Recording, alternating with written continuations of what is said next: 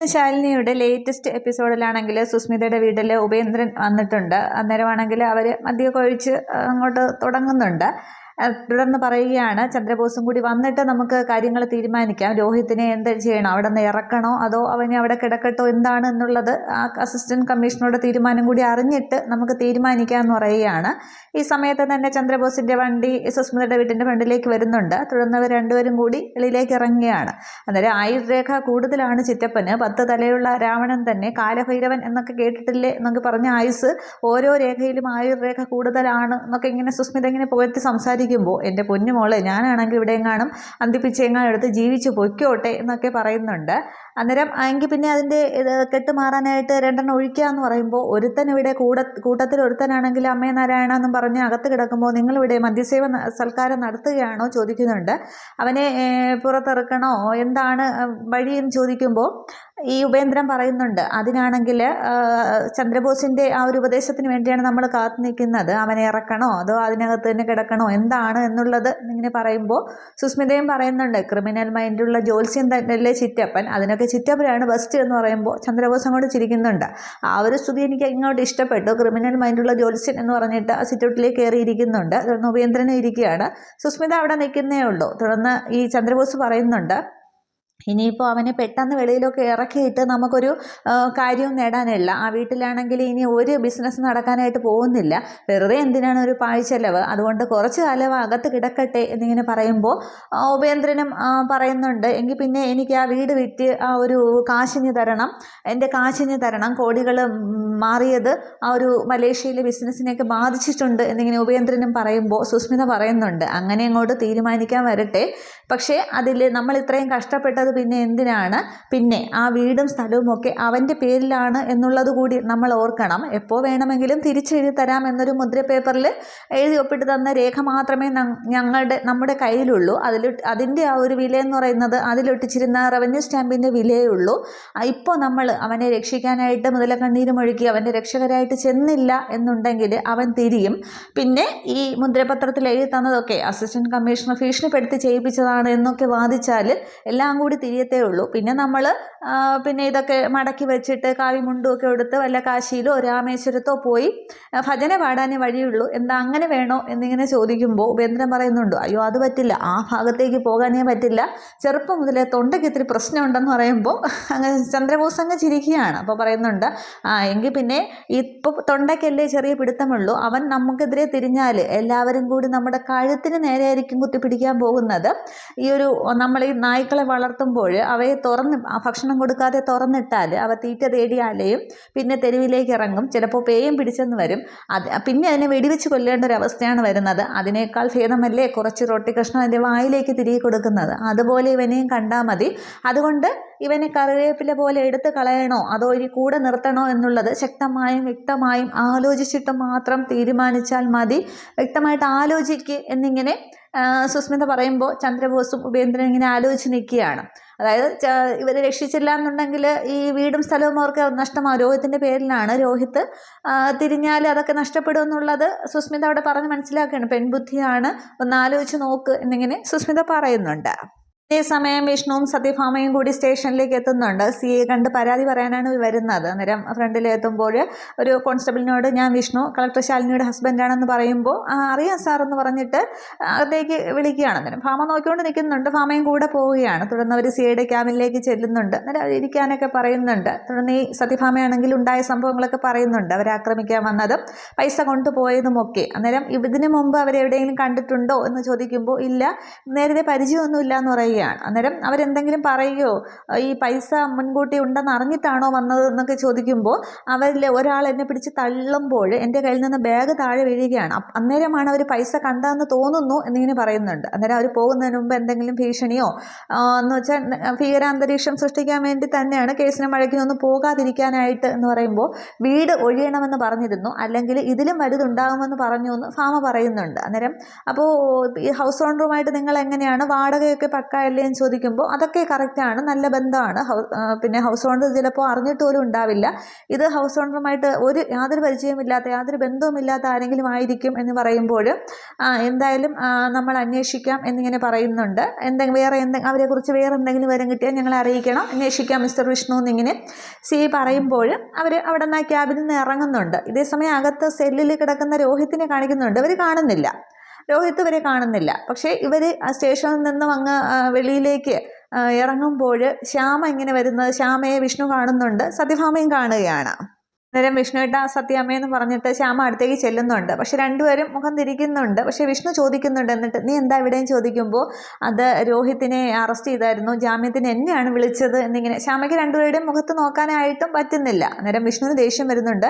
കള്ളച്ചാരായം ഉണ്ടാക്കിയതിനല്ലേ നല്ലൊരു തുക കെട്ടിവെക്കേണ്ടി വരും, ഉണ്ടോ കയ്യിൽ എന്നിങ്ങനെ വിഷ്ണു ദേഷ്യത്തോട് ചോദിക്കുകയാണ്. അന്നേരം സത്യഭാമ പറയുന്നുണ്ട്, അവൻ ഇതല്ല ഇതിനപ്പുറവും അനുഭവിക്കും, എന്നെയും എൻ്റെ കുടുംബത്തെയും ദ്രോഹിച്ചവനാണ് എന്ന് പറഞ്ഞിട്ട് വിഷ്ണു എനിക്ക് അവനെ ഒന്ന് കാണണം എന്ന് പറഞ്ഞിട്ട് സത്യഭാമ രോഹിത്തിനെ കാണാനായിട്ട് അകത്തേക്ക് കയറുന്നുണ്ട്.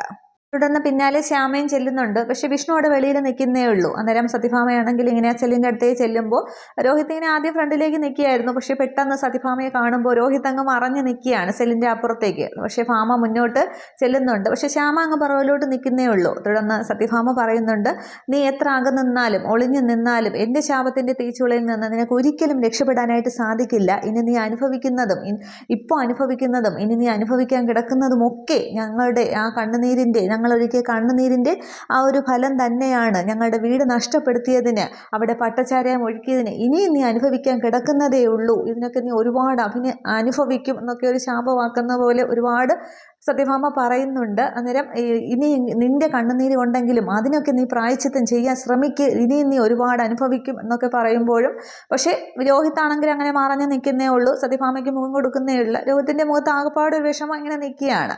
തുടർന്ന് ഭാമ അങ്ങ് തിരിഞ്ഞിട്ട് ശ്യാമയെ ഇങ്ങനെ നോക്കുന്നുണ്ട്. എന്നിട്ട് ഭാമ അങ്ങ് പോവുകയാണ്.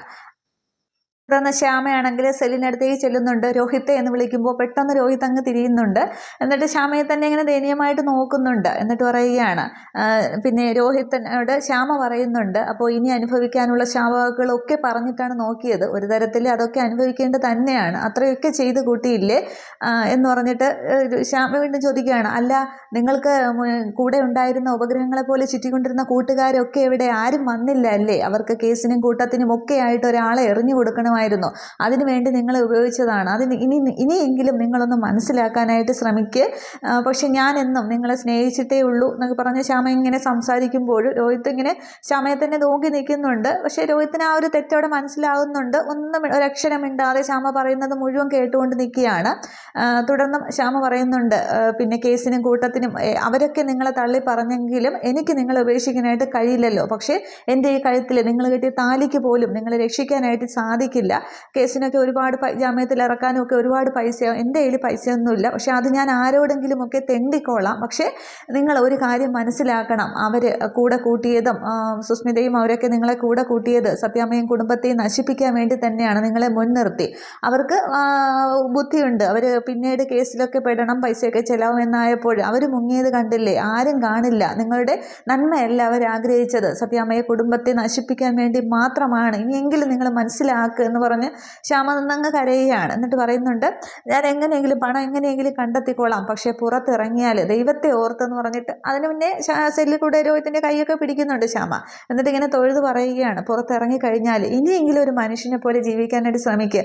ഞാൻ മനഃപൂർവ്വമല്ല പപ്പിമ്മയുടെ കാര്യം രോഹിത്തിൽ നിന്നും മറച്ചു വെച്ചത് എന്ന് പറഞ്ഞിട്ട് ശ്യാമയും കരയുന്നുണ്ട്. അന്നേരം രോഹിത് ഇങ്ങനെ ഓർക്കുന്നുണ്ട്, അതിന് മുന്നത്തെ ദിവസങ്ങളിൽ ശ്യാമയെ ഉപദ്രവിച്ചതും ഈ കുട്ടിയെ ഉപദ്രവിച്ചതും ഒക്കെ ഓർക്കുമ്പോൾ രോഹിത്തിന് ഒരുപാട് സങ്കടം വരികയാണ്. അന്നേരമാണെങ്കിൽ CI അവിടത്തേക്ക് ശ്യാമയുടെ അടുത്തേക്ക് വന്നിട്ട് പറയുന്നുണ്ട്, നാളെ ജാമ്യത്തിൽ ഇറക്കേണ്ട കാര്യങ്ങൾ എന്താണെന്ന് വെച്ചാൽ അതിന് രീതിക്ക് ചെയ്തോളൂ, അതിന് അനുസരിച്ചുള്ള കാര്യങ്ങൾ ഞങ്ങളും ചെയ്യാം എന്നിങ്ങനെ പറയുകയാണ്. അന്നേരം വളരെ ഉപകാരം സാർ എന്നിങ്ങനെ ശ്യാമ പറയുന്നുണ്ട്. അന്നേരം രോഹിത് ഇങ്ങനെ ശ്യാമയെ തന്നെ നോക്കി നിൽക്കുകയാണ്.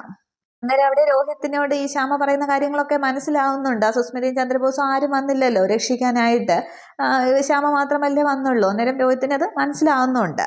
ഇതേസമയം നസീറിനാണെങ്കിൽ സുബൈർ വീട്ടിലേക്ക് വിളിച്ചു വരുത്തുന്നുണ്ട്. അന്നേരം എന്താ അമ്മമ്മ കാണാമെന്ന് പറഞ്ഞു ചോദിക്കുമ്പോൾ ആ പൈസ എങ്ങോട്ട് വെക്കുമെന്ന് പറയുകയാണ്. അന്നേരം ഏത് പൈസ എന്ന് ചോദിക്കുമ്പോൾ ഒരു അണ പൈസ കുറയാതെ മൊത്തം പൈസ വെക്കണം, സത്യഭാമയുടെ വീട്ടിൽ നിന്നും നീ ഗുണ്ടകളെ വിട്ട് എടുപ്പിച്ചില്ലേ ആ പൈസ എന്നിങ്ങനെ പറയുമ്പോൾ പുറകിൽ നിൽക്കുന്ന നൂറിനെ നസീർ ഇങ്ങനെ നോക്കുകയാണ്. അന്നേരം എന്നെ നോക്കണ്ട, എനിക്ക് അറിയാവുന്നതൊക്കെ ഞാൻ വാപ്പച്ചിയോട് പറഞ്ഞിട്ടുണ്ട് എന്ന് പറയുകയാണ്. അന്നേരം നസീർ ആദ്യം സമ്മതിക്കുന്നില്ല. നസീർ പറയുകയാണ് ഏത് പൈസ, എനിക്കൊന്നും അറിയില്ല എന്ന് പറയുകയാണ്. അപ്പോഴും നീ തർക്കിക്കാനൊന്നും നിൽക്കണ്ട, നീ ആ പൈസ എടുത്തു എന്നുള്ളത് ഞങ്ങൾക്ക് രണ്ടുപേർക്കും അറിയാമെന്ന് പറയുമ്പോൾ ആ പാവങ്ങള് ആ ഒരു അച്ഛന്റെ ചികിത്സയ്ക്ക് വേണ്ടി സ്വരൂപിച്ച പണമാണ് എന്ന് നൂറും പറയുന്നുണ്ട്.